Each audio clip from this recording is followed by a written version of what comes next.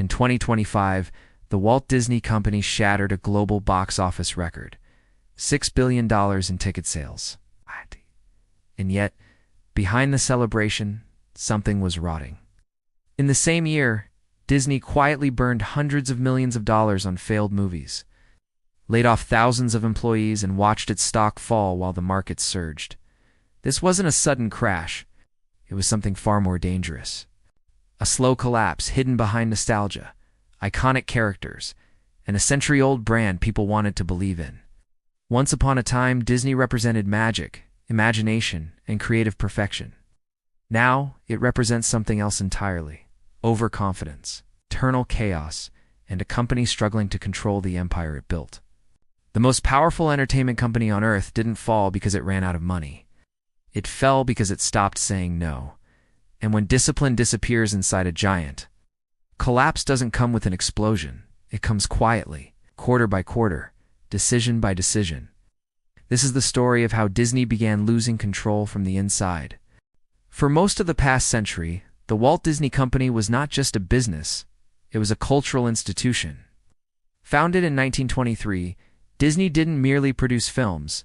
It defined childhood for generations. Mickey Mouse wasn't just a character. He was a global symbol. Disney films weren't content. They were events. Parents trusted the brand. Children grew up inside it. Entire families built traditions around it. By the late 20th century, Disney had mastered something no other company could replicate: emotional monopoly. Then came the Empire phase. Disney didn't just create stories anymore, it owned universes. Pixar revolutionized animation. Marvel dominated global box offices for over a decade. Star Wars became a multi-generational money machine. Each acquisition made Disney feel less like a studio and more like an unstoppable force of nature. Financially, the numbers were staggering. Tens of billions in annual revenue.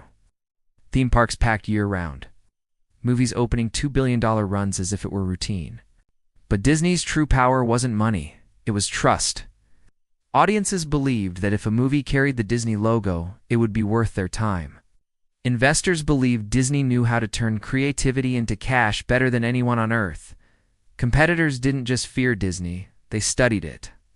Inside the company, this era felt invincible. Failures were rare, hits were expected, and success became normalized. Disney didn't see itself as just another media company competing for attention. It saw itself as the standard.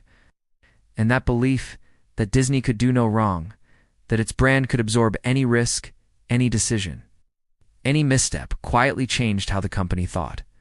Because when a company dominates for long enough, it stops asking one critical question: what if we're wrong? And that was the moment the empire began to drift, long before the losses ever appeared. This is where everything went wrong. Disney didn't collapse because audiences stopped loving stories. It collapsed because Disney stopped protecting creativity as a scarce asset and began treating it like an industrial output. For decades, Disney operated with one unspoken rule: quality came before quantity. A movie had to earn its existence. That rule quietly died. As streaming wars escalated and Wall Street demanded constant growth, the Walt Disney Company made a decision that seemed logical at the time and catastrophic in hindsight. Disney decided it needed more.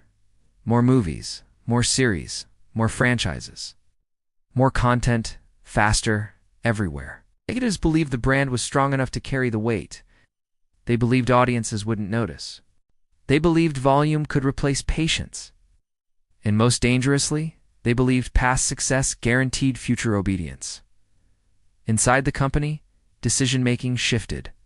Creative risk was replaced by committee approval. Original ideas were seen as liabilities.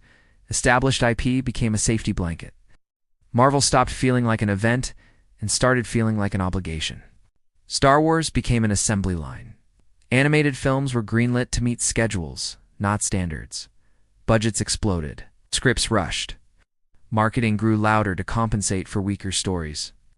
Disney wasn't failing loudly, it was overproducing quietly. Every release was justified internally with the same logic. It's Disney. It will work.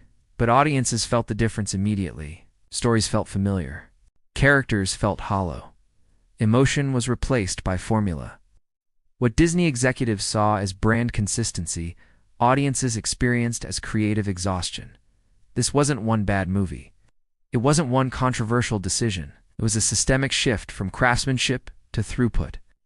And once that line was crossed, the damage became inevitable. Because when creativity turns into a factory process, magic doesn't disappear overnight. It erodes. Release after release. Decision after decision. By the time Disney realized audiences were pulling away, the machine was already too big to stop. The empire didn't collapse from a single blow. It collapsed because it forgot the rule that built it. When you stop saying no, your customers eventually do. The backlash was instant and brutal. What started as quiet disappointment turned into open hostility, played out in real time across social media, podcasts, and headlines. Audiences didn't just stop clapping, they started talking back. For the first time in decades, the Walt Disney Company wasn't controlling the narrative. The internet was. Every new release became a referendum. Trailers were dissected frame by frame. Box office weekends turned into public trials. Comment sections filled with the same accusation over and over again. This doesn't feel like Disney anymore. Hashtags calling for boycotts trended. Reaction videos exploded in views. Memes mocked the company's once untouchable image, turning magic into material for ridicule. The criticism didn't stay anonymous. High-profile figures openly joined the conversation. Elon Musk publicly mocked Disney's leadership decisions, amplifying skepticism among investors and fans alike. Joe Rogan discussed Disney's creative decline on his show, exposing the controversy to millions beyond traditional film audiences. Once that line was crossed, the damage accelerated. Disney had spent decades cultivating trust, especially with families. Now parents questioned whether new releases were worth their time. Longtime fans felt alienated. Casual viewers simply moved on. The most dangerous part wasn't the outrage, it was the indifference that followed. Movies that once dominated cultural conversation now passed quietly through theaters. Series launched and vanished within weeks. What used to feel like an event became background noise. Internally, Disney responded with statements. Externally, the audience responded with silence. And silence is far more lethal than anger, because outrage can fade. But when people stop caring, they don't come back easily. By the time Disney attempted to course correct, the internet had already delivered its verdict. The magic wasn't gone, but the patience was, once the crowd turns. Even empires built on dreams can't escape the consequences. Feelings don't sink empires, numbers do. And the numbers surrounding the Walt Disney Company tell a far darker story than any online argument ever could. In a year when the broader market surged, Disney's stock lagged badly, underperforming major indices and erasing tens of billions in shareholder value. Investors weren't reacting to noise. They were reacting to risk. At the box office, the headline looked impressive: billions in global revenue. But beneath that surface was a brutal reality. Multiple big-budget films lost over $100 million each, once production and marketing costs were fully counted. Hitting $6 billion in ticket sales didn't mean Disney was winning. It meant Disney was spending more than ever to earn less confidence than before. Streaming told the same story. For years, Disney's direct-to-consumer division burned billions of dollars quarter after quarter. Subscriber growth slowed, churn increased. Profitability only appeared after aggressive cost-cutting, not because the model suddenly worked, but because spending was slashed. Meanwhile, linear TV advertising declined sharply, dragging down once reliable cash flows. The old engine was shrinking. The new engine was overheating. Even Disney's strongest fortress, its theme parks, showed cracks. Attendance softened as ticket prices climbed. Per guest spending rose, but only because fewer visitors were paying more. That's not momentum. That's pressure. And then came the layoffs. Thousands of jobs cut. Entire teams restructured. Projects quietly canceled. When a company built on imagination starts trimming creators and engineers, it's not optimization, it's triage. Individually, each number could be explained away. Together, they formed a pattern no executive presentation could hide. Revenue was still massive, the brand was still famous. But efficiency collapsed, trust weakened, and the margin for error disappeared. Disney wasn't bankrupt. It was something more dangerous. A giant still standing, but bleeding in plain sight. To understand why Disney's collapse wasn't an accident, we need to strip away emotion and look at structure. At its core, the Walt Disney Company didn't fail because it made bad content. It failed because its incentives became misaligned internally, strategically, and culturally. The first fracture was strategy drift. Disney never clearly decided what it wanted to be in the streaming era. Was it a premium studio that released fewer unforgettable stories? Or a platform fighting a volume war against tech companies? It tried to be both. To satisfy Wall Street, Disney chased scale. To protect its legacy, it promised quality. Those two goals pulled in opposite directions, and quality lost.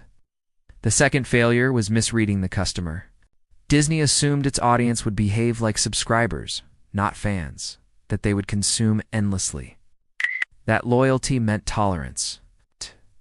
But Disney's core audience, ISNT, addicted to content, they re-emotionally invested in meaning. When releases began to feel rushed, repetitive, or hollow, viewers didn't protest loudly at first. They disengaged. Disengagement is invisible until it's too late. Then came organizational paralysis. As the company grew, decisions moved further away from creators and closer to committees. Risk aversion increased. Greenlights became safer and therefore weaker. Original ideas struggled to survive layers of brand protection, legal review, and corporate forecasting. Ironically, the system designed to avoid failure guaranteed mediocrity. Another critical mistake was capital allocation. Disney poured enormous budgets into content meant to fill pipelines, not shape culture. Spending increased, but returns didn't scale. Instead of creating a few timeless hits, Disney funded dozens of expensive maybes, hoping averages would save the model. They didn't. And finally, leadership timing mattered. Disney's leadership transition happened during a structural industry shift. Streaming economics were still unproven. Consumer behavior was changing. Competition wasn't sleeping. It required ruthless focus. Instead, Disney tried to preserve everything at once. Old TV models, new streaming ambitions, global parks expansion, franchise dominance. No system can optimize all directions simultaneously. The result wasn't a dramatic implosion, it was erosion. Margins shrank. Creative confidence faded. Audiences lost emotional urgency. Disney didn't lose because it lacked talent, money, or brand power. It lost because it stopped making hard trade-offs. And in business, when you refuse to choose, the market chooses for you. By the time Disney recognized the depth of the problem, it wasn't fighting competitors anymore. It was fighting its own momentum. When results collapse, leadership never stays untouched. Inside the Walt Disney Company, the fallout didn't happen on a stage. It happened behind closed doors in boardrooms, emergency calls, and silent restructurings. The first signal was reversal. Die. After a short and turbulent leadership experiment, Disney did something almost unthinkable for a company of its size. It called back the past. Bob Iger returned, not as a visionary conqueror, but as a crisis manager. That alone spoke volumes. Iger's mandate wasn't growth, it was damage control. Budgets were slashed. Projects quietly disappeared. Entire teams were dissolved. Thousands of employees were laid off, many of them creators, engineers, and storytellers. Publicly, the language was calm. Privately, the message was clear. The old way had gone too far. Leadership began walking back promises. Release schedules were slowed. Franchises were reevaluated. Risks suddenly mattered again. But these corrections came with a cost. Internally, morale fractured. Creatives felt blamed for systemic failures they didn't design. Managers became cautious, knowing that one bad quarter could end careers. No single executive was publicly destroyed. No dramatic firing made headlines. Instead, something worse happened. Authority weakened, confidence evaporated, and decision-making slowed under fear. Disney didn't experience a leadership explosion. It experienced a leadership implosion. Quiet, controlled, and deeply destabilizing. Because when an empire has to retreat to its past to survive the future, it's no longer leading the industry. It's trying not to fall behind. Disney's story isn't just about movies, streaming, or theme parks. It's a warning. It's not about failure, but about what happens after too much success. The first lesson is brutal and simple. Scale does not protect you from bad decisions. Disney believed its size could absorb mistakes, that its brand was strong enough to smooth over weak execution. But scale doesn't forgive, it amplifies. When a giant missteps, the damage multiplies. The second lesson is about customers and loyalty. Disney didn't lose its audience because people hated the brand. It lost them because it took their patience for granted. Loyal customers are not passive.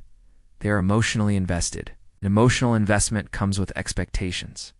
When those expectations are repeatedly ignored, loyalty doesn't explode into anger. It fades into distance, and distance is deadly. The third lesson is about creativity. Creativity is not a resource you can industrialize without consequence. Once creativity becomes a pipeline instead of a craft, quality turns optional, and magic disappears. Disney didn't run out of talent. It ran out of restraint. And finally, there is the leadership lesson. The hardest job of leadership isn't growth. Saying no when saying yes feels safer. Every empire falls the same way, not because it stops innovating, but because it stops protecting what made innovation possible. Disney is still standing, still powerful, still rich, but its story now carries a scar, one every business should study closely. Because the market doesn't punish arrogance immediately, it waits. Disney's story is still unfolding. This isn't the end of the empire, but it is the moment where the illusion cracked. What happens next will define whether Disney regains control or continues drifting. Now I want to hear from you. Do you believe Disney can truly recover its creative discipline? Or has the age of untouchable entertainment giants finally ended? Leave your thoughts in the comments. This channel exists for people who want to understand how empires rise and how they quietly fall. If you want more deep, dramatic breakdowns of real business disasters, make sure you subscribe. There's new stories every week. No hype, no noise, just the truth behind the numbers. And if you want to see what happens when another global empire loses control, watch the next video on your screen now, because the next collapse is never as far away as it seems.